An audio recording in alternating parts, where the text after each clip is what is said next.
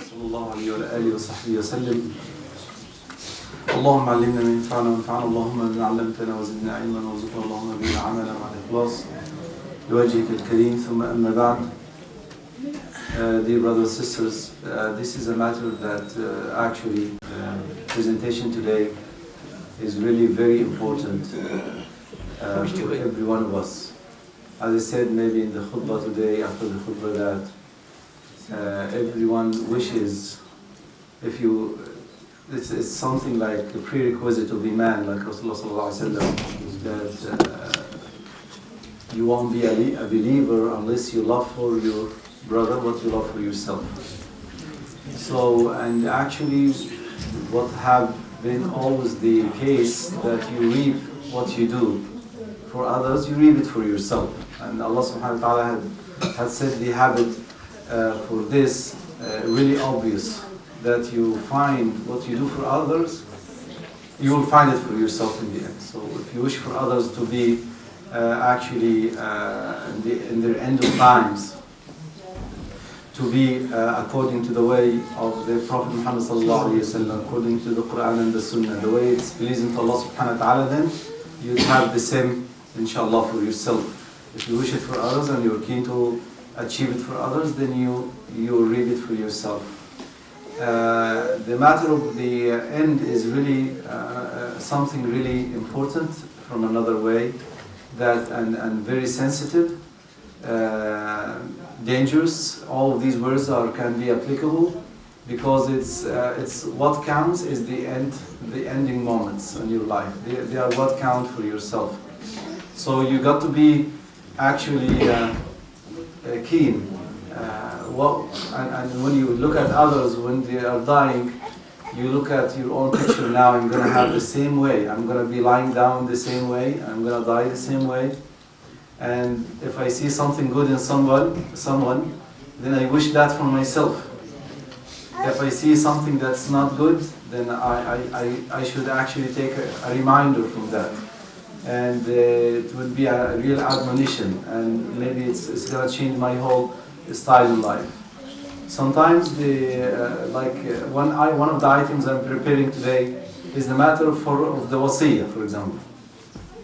As it is said that someone would be worshipping Allah subhanahu wa ta'ala for 60 years, and then he would come and be unjust in his wasiyah, then it would be actually it would make his end in hellfire. Because what? Because he ended his life with unjustness. He ended his life with actually violating the order of Allah subhanahu wa ta'ala in the matter of the wasiyah. Then what happens? He ends up in hellfire. This is his ending moment. He ended his life with unjustness. Though he was someone who was actually observant, he was actually good in his life, but and look what this I don't remember the name. Is it Umar al-Khattab or someone else who said that he would be worshipping 60 years, Allah subhanahu wa ta'ala, 60 years, then he would come to be unjust in one of these things in his end. So it's really a serious matter. Let's go from the beginning. Now you are actually attending to someone who is dying, or you might be not actually attending to someone who is dying. You are not that one who is dying is not your relative. You are not there all the time, but sometimes you're visiting and you have a role to do here. So you don't have. I'm having maybe 16 items or so. You maybe need in your visit some of these items that you can do something for that one who is. You can offer some help for him now and some assistance. So if we go now, if you're visiting someone who is actually really sick, and he might be dying, he might be not, you don't know, but at least what should you do according to the Sunnah? Number one, you should actually give him hope in cure, in healings. Do not let him or tell him, oh, I have a friend of mine or a relative of mine who died from the same disease a couple of weeks ago. So you are actually pushing him to think that, oh, I'm dying also like him. It's actually, as Rasulullah sallallahu alaihi wasallam ordered, to give him hope in life, and not to just remind him that you're gonna die. And sometimes some people actually are makes that one who's dying as if he's okay, maybe he would be healed, inshallah, he would be okay after that, but they would deal with him as if they want him to die, and that hurts him so much. So unless you see a sign that he is dying, then you'd start reminding him of La ilaha illallah or something like that. But he's just sick and say, hey, say La ilaha illallah, you're dying. And he's not maybe, and some ignorance would interfere. If you don't see any of the signs, you shouldn't say that.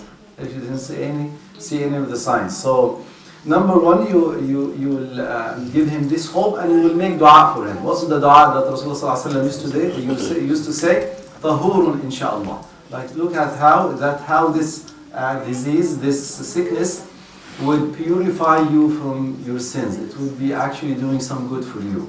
So it's not really bad. Reminding him, it's a dua, and reminding him of the benefit of that, of this kind of trouble and pain he is going through.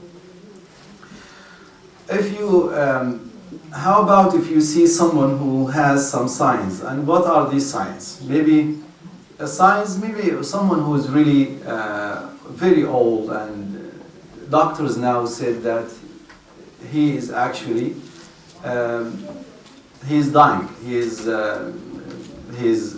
His organs are not functioning. His liver, kidneys, all that. They know that, and so he is having some time, and he would die in some time. Allah knows what's the moment and the time, but they just say some expectation, and we're not saying that generally, because generally also some doctors said about some patients, and also some relatives sometimes would say, the doctor said he's gonna live for a week or so, and he will die. And the doctor himself maybe died before that other guy who Allah subhanahu wa ta'ala has given him healings, and he was really in good shape and health after that, until those people who said or expected or said something about his end, maybe some of them would be already dead before that other one.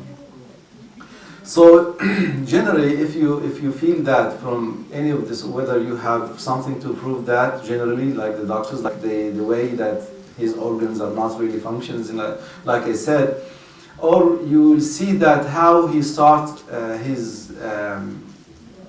the soul, when it goes out, it goes from the feet first. So sometimes if you touch the feet, and sometimes this process can take hours, it can take minutes, it can take Allahu Alam days. So Allahu Alam, it differs from one to another. And if you touch his feet now, and you find that his feet is getting cold, really cold, and then this coldness is going little by little up, so you know that his soul is coming out. Rasulullah ﷺ also mentioned in the hadith how the believer would be dying with the sweat of the forehead. يَمُوتُ الْمُؤْمِنُ بِعَرَقِ الْجَبِينِ. Like his forehead would be sweating. And this is a sign of, a good sign actually, because Rasulullah ﷺ said that how the believer would die this way, with the sweatness in the forehead. If someone is also injured severely and now he's dying, all of these cases, then we have to, first of all, remind them of their good deeds. Remind them of the good deeds that they have done. If you know, if you are close to him, you remember you are praying actually every day. Alhamdulillah, you're praying 5 times a day. And you are fasting every Ramadan you were fasting. Look at you, alhamdulillah, that you have done Hajj. Because shaitan would come to him, and it's something, he would see things that you don't see. And normally he would remember his all bad deeds. And he would, you don't want him to have a bad expectation of how when he meets Allah subhanahu wa ta'ala. And then if he would not like to meet Allah subhanahu wa ta'ala. And at that moment, Rasulullah sallallahu alayhi wa sallam, when someone is dying, and Rasulullah sallallahu alayhi wa sallam, whoever said, whoever likes to meet Allah subhanahu wa ta'ala, then Allah subhanahu would like to meet him. And whoever dislikes to meet Allah subhanahu wa ta'ala, then Allah subhanahu wa ta'ala dislikes to meet him. When Sayyidah Aisha said that Oh Rasulullah, all of us dislike death. So it doesn't mean that you are now okay and you dislike death. But it doesn't mean that you dislike to meet Allah subhanahu wa ta'ala. We love to meet Allah subhanahu wa ta'ala, but we don't like death in the meantime. So Rasulullah said, he approved what she said, that we don't like death. But Rasulullah said, explaining that hadith, saying that it is at the moment of death, when he actually is dying, and he is giving the glad tidings of, who would see these angels that give him the glad tidings of Allah subhanahu wa ta'ala, and that his position in Jannah, then he would like Allah to meet Allah subhanahu wa ta'ala, and Allah likes to meet him. And the opposite also happens when someone would see the signs that he is in hellfire from whatever he sees of the angels and so. So, but before that, we should have a servant, as he said, as the scholars say in this point, that everyone in his life should actually have both hope and fear together. And while he is okay and healthy, he should actually maybe make the fear little more than the hope, because he needs that fear to be always encouraged to do more work for the akhirah, do more salah, do more salah. But at the point of death, he should have more hope than fear, because now he need to build up this good expectation of Allah subhanahu wa ta'ala. At this moment, he should not give up the mercy of Allah subhanahu wa ta'ala. Because we need to work out the hadith also that أَنَا عِنْدَ حُسْنِ ظَنِّ عَبْدِي بِي. This divine hadith that Allah subhanahu wa ta'ala is saying himself that I will be according to the good expectation of my servant to me. So if you have good expectation of Allah subhanahu wa ta'ala, you are actually ready to get this, inshallah, mercy of Allah. Allah subhanahu wa ta'ala will give it to you as well. The following point, those maybe some of the points would actually have two sides. One side can be done before the burial, before the death, and maybe sometimes one side would be actually implemented after the death. After the death. So I'm going to mention them in this sequence. Whatever before the death, I would say it. If it has a relation after death, I would say it also as well. So the matter of the wasiyah, for example. You know that that someone who should have his will written. He should have his will written before he dies. So if you know that your family, for example, especially this will should be written if you know that your family might have a problem fulfilling the sunnah in your burial, in everything in the process of your burial. It might be that your family don't know that you have debts, that these debts has to be paid, and you should write these, and you should say, I need these debts to be paid from my wealth as soon as I die, or before even I die. Write the agonies of pay them as much before you bury me. Try to pay these debts. So sometimes you should write that I don't want anybody to cry. Crying is no problem, as I will mention, but I don't want anybody to scream and do anything that is actually not from the sunnah of Rasulullah sallallahu alaihi wasallam, that Rasulullah sallallahu alaihi wasallam prohibited to be done, as we will explain as well. So you should mention these things in your wasiyah. Also, wasiyah do not write anything. You should remind, if you are a relative and you are attending someone who's dying, and you know that he's now writing something, or he's ordering something to be fulfilled, and that thing is unjust, something unjustness. So you should actually remind him right away, or you don't want to meet Allah subhanahu wa ta'ala or something like that.